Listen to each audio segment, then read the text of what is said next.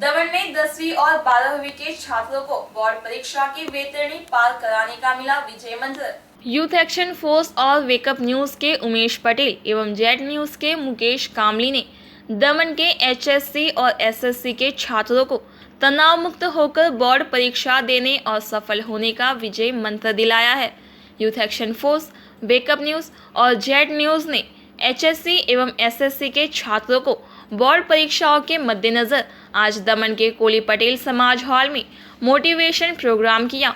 इसमें 10वीं और 12वीं की बोर्ड परीक्षाओं के बारे में विशेषज्ञता रखने वाले एक्सपर्ट डॉक्टर पीयूष जोशी और डॉक्टर परेश सवाणी को छात्रों को मार्गदर्शन देने के लिए बुलाया गया था।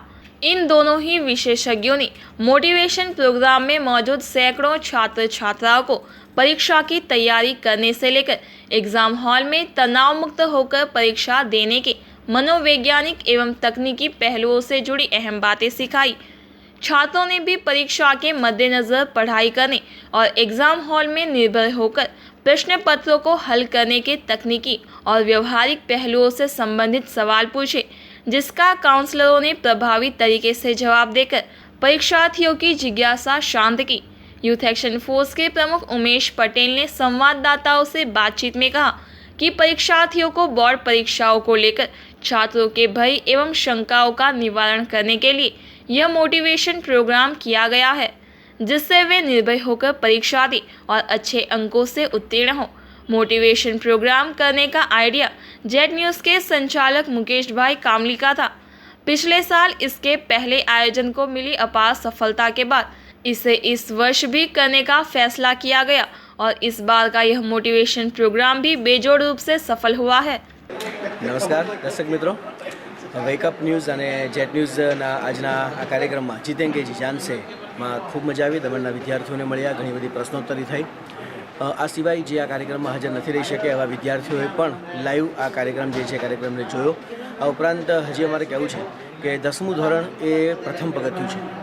મમ્મી પપ્પા જે છે એની સાથે સાથે પ્રત્યેક વિદ્યાર્થીઓનું પોતાનું જીવન હોય છે અને એને આગળ વધવાનું હોય છે। બિલકુલ ચિંતા નથી, અભ્યાસ જે છે હજી ઘણો બધો કરવાનો છે, ઘણું બધું જીવનમાં આગળ વધવાનું છે। આવા સમયે 10મું ધોરણ જ્યારે તમારી પરીક્ષા પહેલી વાર બોર્ડની પરીક્ષા આપવા જવું છો ત્યારે પૂરેપૂરા આત્મવિશ્વાસ સાથે પરીક્ષા આપવા જાઓ। જે આખા વર્ષ દરમિયાન તમે મહેનત કરી છે, મહેનતનું ચોક્કસ પરિણામ જે છે સારું તમને મળશે। બોર્ડ જે છે બોર્ડની આખી સિસ્ટમ પણ એ પ્રકારની છે કે પ્રશ્નપત્ર પણ બહુ સરસ રીતે એ લોકો સેટ કરતા હોય છે। પ્રત્યેક વિદ્યાર્થીઓ પોતાની જે મહેનત છે મહેનતના પ્રમાણમાં એ લખી શકે, સરસ રીતે પોતાની કારકિર્દી બનાવી શકે એ પ્રકારનું સરસ જે છે એ પેપર સેટ થતું હોય છે। પેપર તપાસવાળા શિક્ષકો પણ ખૂબ સારી રીતે પેપર તપાસતા હોય છે। અમે હંમેશા વિદ્યાર્થીઓને કહેતા હોઈએ છીએ કે અભ્યાસક્રમ ખૂબ લાંબો છે, અભ્યાસક્રમ ખૂબ મોટો છે, અભ્યાસક્રમ જે છે એમાં સર વાંચવાનું ઘણું બધું રહી જાય છે। ત્યારે અમે હંમેશા વિદ્યાર્થીઓને કહેતા હોઈએ કે એક મંત્ર તમારે બનાવવાનો 10મા માટે ને આગળ માટે પણ, જો સિલેબસ में है वो मेरे बस में है, जो सिलेबस में है वो मेरे बस में है। અને આ મંત્ર જે છે એના દ્વારા જે તમે જીવનમાં આગળ વધો। 10મું ધોરણ એ પહેલું પગથિયું છે, તમને પહેલી વાર બોર્ડનો અનુભવ મળશે। આ અનુભવનો ઉપયોગ આ વર્ષે કદાચ તમને એમ લાગે કે થોડીક કદાચ સમગ્ર વર્ષ દરમિયાન મહેનત ઓછી થઈ છે, થોડુંક જે છે કદાચ વધારે હજી કરી શક્યા હોઈએ, તો બિલકુલ ચિંતા નથી। હજી 11મું છે, હજી 12મું છે, પછી કોલેજ છે, પછી પોસ્ટ ગ્રેજ્યુએશન છે, હજી ઘણું બધું આપણે આગળ વધવાનું છે। આ પરિણામ જે છે એ તમારું અંતિમ પરિણામ નથી। આ પરિણામ એ ફક્ત 11મામાં પ્રવેશ માટેનું પરિણામ છે, પણ આ અનુભવ જે છે એ તમને બહુ જ કામમાં લાગશે। જ્યારે પણ એવરેસ્ટની વાત કરીએ કે ભાઈ એવરેસ્ટ ચડવાનો છે તો અમને ખ્યાલ છે કે એના અમુક માઇલસ્ટોન આવે, એની અંદર એક પડાવ આવે કે પહેલાં તમારે જે છે શરૂઆત કરવાની હોય બેઝ કેમ્પ જેને કહીએ, તો પહેલાં બેઝ કેમ્પ પર જવાનું હોય, ત્યાંથી ફરી પાછા આવવાનું હોય। એટલે માટે કે પહેલાં બેઝ કેમ્પમાં તમને અનુભવ થાય કે આટલું ચડીએ તો હવા પાતળી થાય છે, એ પાતળી હવાની અંદર આપણે કેવો અનુભવ કરીએ છીએ, આપણું શરીર બરાબર જીક ઝીલે છે કે નહીં, આ બધો અનુભવ થયા પછી પાછા તમે બેઝ કેમ્પ પર આવો છો, ફરી તમે કેમ્પ નંબર 2 સુધી જાઓ છો, ત્યાંથી ફરી પાછા જે છે નીચે આવો છો, પછી બેઝ કેમ્પ 3 પર જાઓ છો, ફરી પાછા તમે બેઝ પર આવો છો। આવી રીતે એમાં ચઢાતું હોય છે। જેમ જેમ તમે ઉપર જતા હો તેમ તેમ તમારું શરીર કેળવાતું જાય, ઊંચી પાતળી હવામાં વધારે ઠંડીની અંદર તમે ટેવાતા જાઓ। એવી રીતે એવરેસ્ટ સર કરાતું હોય છે। સીધા જ એવરેસ્ટ પર નથી પહોંચી જતા, બસ એમ જ આપણા જીવનની સફળતા પણ આપણને મળશે। એનો આ પહેલો પડાવ છે। હજી આ પહેલા પડાવની અંદર તમને જે અનુભવ થયો છે, અનુભવ ચોક્કસ આવનારા વર્ષોમાં તમને બહુ જ કામમાં લાગવાનો છે। એટલે અનુભવ જે છે એને પકડજો જીવનની અંદર।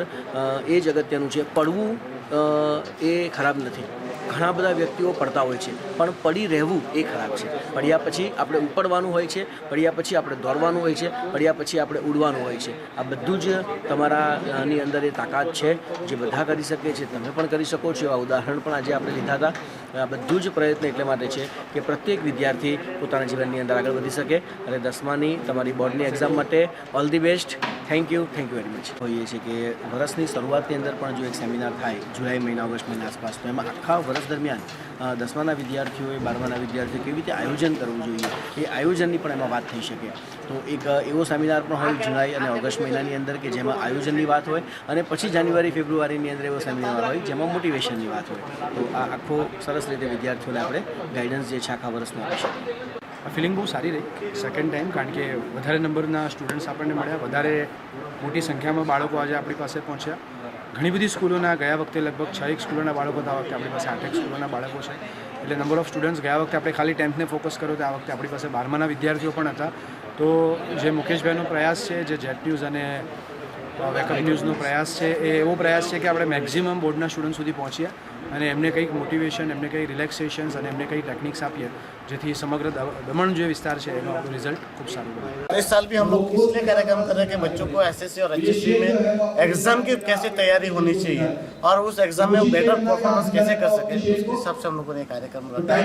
और ये पूरा कार्यक्रम हम मुकेश भाई के मार्गदर्शन में कर रहे हैं. एक्चुअल में ये लास्ट साल जो आए थे पीयूष भाई जोशी और परेश भाई, और दोनों को ही वापस बुलाया क्योंकि उन्होंने ही ये कार्यक्रम सुपर हिट किया था. तो हमने सोचा है कि उनको ही फिर से एक मौका दिया जाए, और उनकी जो स्टाइल है वो बच्चों को पसंद भी आई थी और उनसे काफ़ी लोगों को फ़ायदा भी पहुंचा है.